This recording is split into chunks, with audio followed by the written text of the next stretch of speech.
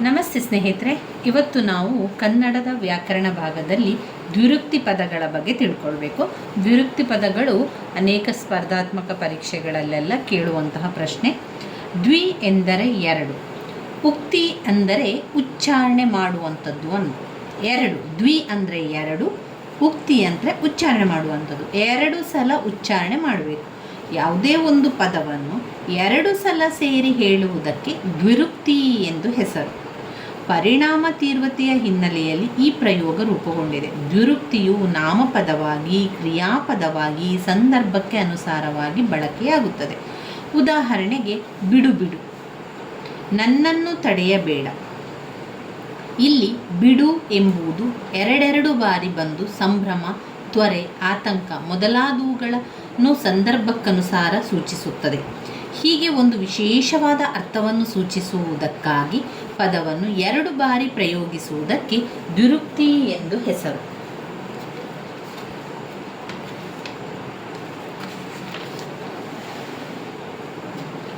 ಇದರಲ್ಲಿ ಉದಾಹರಣೆಗೆ, ಕಟ್ಟ ಕಡೆಯಲ್ಲಿ ಮೇಯಬೇಡ, ಬೆಟ್ಟದೊತ್ತಿಗೆ ಹೋಗಬೇಡ, ಆಮೇಲೆ ನಟ್ಟ ನಡುವಿದು ಕಂದನೆ. ಇಲ್ಲಿ ದ್ವಿರುಕ್ತಿ ಪದಗಳನ್ನು ನಾವು ನೋಡಿದರೆ, ತುತ್ತ ತುದಿ ಎರಡೂ ಕೂಡ ಒಂದೇ ಅರ್ಥವನ್ನು ಹೊಂದಿರುವಂಥ ಪದ ಆಗಬೇಕು. ಹೌದು ಹೌದು, ಅಲ್ಲಲ್ಲಿ ಅಲ್ಲಲ್ಲಿ, ಮನೆ ಮನೆ, ಹಂತ ಹಂತ, ಕಡೆ ಕಡೆಗೆ, ಬೇಗ ಬೇಗನೆ, ಒಳಗೊಳಗೆ. ತುಟ್ಟ ತುದಿ, ತುಟ್ಟ ಅಂದರೂ ತುದಿಯೇ, ತುದಿ ಅಂದರೆ ತುಟ್ಟ, ಒಂದೇ ಅರ್ಥವನ್ನು ಕೊಡುವಂಥದ್ದು. ದ್ವಿರುಕ್ತಿ ಅಂದರೆ ಒಂದೇ ಅರ್ಥವನ್ನು ಕೊಡುವಂತಹ ಎರಡು ಪದಗಳು ಬೇಕು. ಬಟ್ಟ ಬಯಲು, ಬಟ್ಟ ಅಂದರೂ ಬಯಲೆ, ಬಯಲು ಅಂದರೂ ಕೂಡ ಬಟ್ಟ. ಮೊಟ್ಟ ಅಂದರೂ ಕೂಡ ಮೊದಲನೆಯದು, ಮೊದಲು ಅಂದರೂ ಮೊಟ್ಟ, ಮೊಟ್ಟ ಮೊದಲು. ಕೊನೆ ಕೊನೆಗೆ. ಹಣ್ಣು ಮತ್ತು ಹಂಪಲು, ಹಣ್ಣು ಕೂಡ ಹಂಪಲು ಎರಡು ಒಂದೇ ಅರ್ಥವನ್ನು ಕೊಡುವಂಥದ್ದು. ಆದ್ದರಿಂದ ದ್ವಿರುಕ್ತಿ ಎನ್ನುವಂಥದ್ದು ಎರಡು ಒಂದೇ ಅರ್ಥಗಳನ್ನು ಕೊಡುವಂಥದ್ದು, ಎರಡು ಒಂದೇ ಅರ್ಥವನ್ನು ಕೊಡುವಂತಹ ಪದಗಳಾಗಿರಬೇಕು. ಎರಡು ಒಂದೇ ಅರ್ಥವನ್ನು ಕೊಡಿರುವಂತಹ ಪದಗಳು ದ್ವಿರುಕ್ತಿ ಪದಗಳಲ್ಲಿ ಬರ್ತದೆ.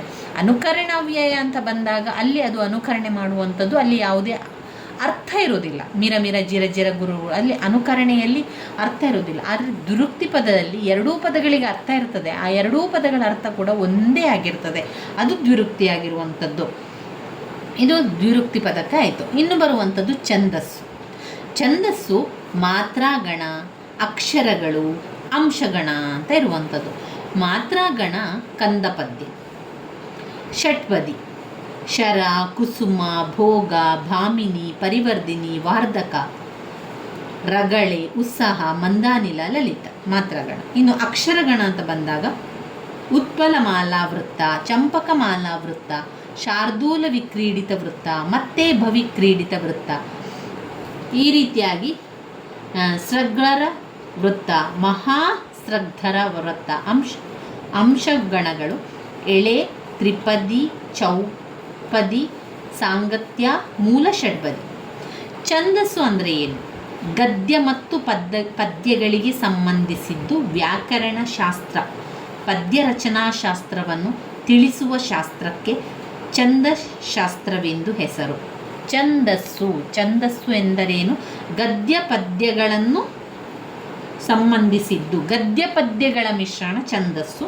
ಪದ್ಯ ರಚನಾ ನಿಯಮವನ್ನು ಅನುಸರಿಸಿ ರಚಿಸಿ ಪದಗಳ ಸಮೂಹವೇ ಪದ್ಯ ಆಗಿರ್ತದೆ. ಪ್ರತಿಯೊಂದು ಪದ್ಯದ ಸಾಲು ಕೂಡ ಪ್ರಾಸ, ಗತಿ, ಗಣ ಇತ್ಯಾದಿ ನಿಯಮಗಳಿಂದ ಕೂಡಿರ್ತದೆ. ಇನ್ನು ಇದರಲ್ಲಿ ಪದ್ಯ ಅಂತ ಬಂದಾಗ ಒಂದು ಗೊತ್ತಾದ ಸಾಲು ಅಥವಾ ಪದಗಳ ನಿಯಮಗಳಿಂದ ಬರೆದವುಗಳೇ ಪದ್ಯಗಳು. ಪ್ರತಿಯೊಂದು ಸಾಲು ಪ್ರಾಸ, ಯತಿ, ಗಣ ನಿಯಮಗಳಿಂದ ಕೂಡಿರುತ್ತದೆ. ಆದಿಪ್ರಾಸ್ಯ, ಪ್ರಾಸ, ಅಂತ್ಯಪ್ರಾಸ.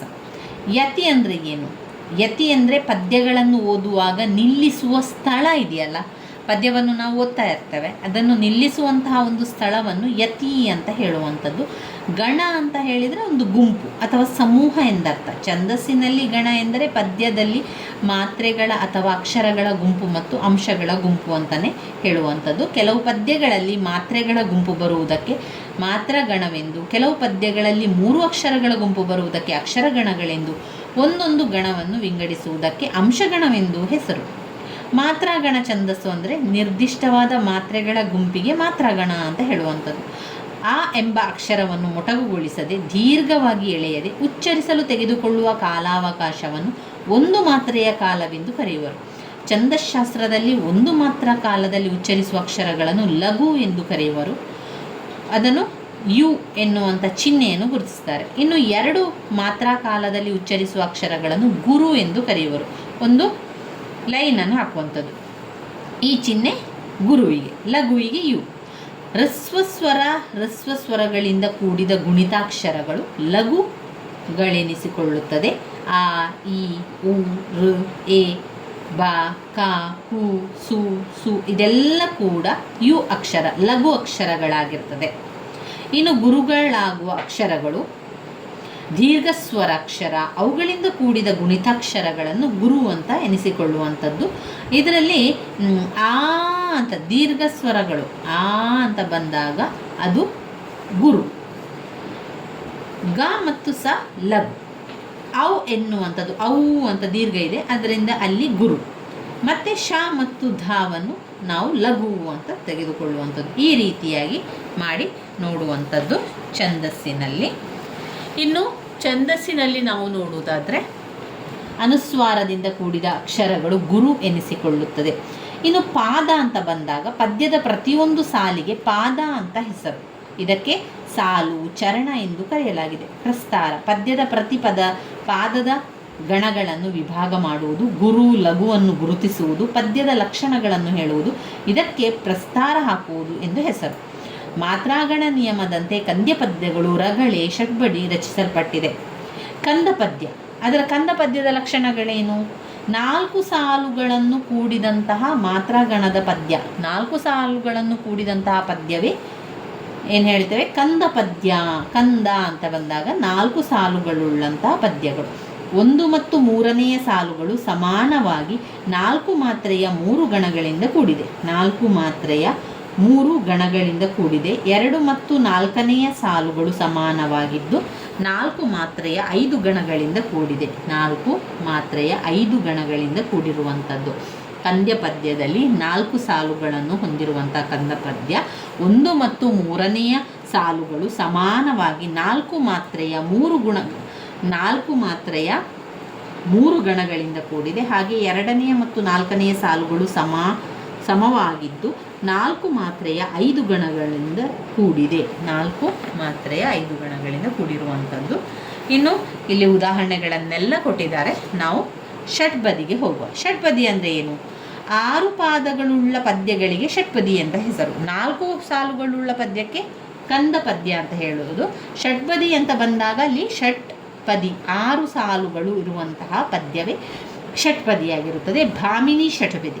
ಭಾಮಿನಿ ಷಟ್ಪದಿಯಲ್ಲಿ 6 ಸಾಲುಗಳು 6 ಪಾದಗಳುಳ್ಳ ಪದ್ಯ. 6 ಪಾದಗಳುಳ್ಳ ಪದ್ಯ. ಇದು 4 ಕಂದ ಪದ್ಯದಲ್ಲಿ 4 ಸಾಲುಗಳಿರುವಂಥದ್ದು. ಷಡ್ಪದಿಯಲ್ಲಿ 6 ಪಾದಗಳುಳ್ಳ ಪದ್ಯ. 6 ಪಾದಗಳುಳ್ಳ ಪದ್ಯ ಷಟ್ಪದಿ ಎಂದು ಕರೆಯುವಂಥದ್ದು. ಭಾಮಿನಿ ಷಟ್ಪದಿಯಲ್ಲಿ 6 ಪಾದಗಳುಳ್ಳ ಪದ್ಯ 1, 2, 4, 5ನೇ ಸಾಲುಗಳು ಸಮಾನವಾಗಿದ್ದು 3 ಮತ್ತು 4 ಮಾತ್ರೆಗಳ 4 ಗಣಗಳಿರುತ್ತದೆ. 3 ಮತ್ತು 6ನೇ ಸಾಲುಗಳು ಸಮಾನವಾಗಿದ್ದು 3 ಮತ್ತು 4 ಮಾತ್ರೆಗಳ 6 ಗಣಗಳಿಂದ ಕೂಡಿರುತ್ತದೆ. 3 ಮತ್ತು 6ನೇ ಸಾಲಿನ ಕಡೆಯ ಅಕ್ಷರ ಲಘುವಾಗಿದ್ದರೂ ಗುರುವಾಗಬೇಕು.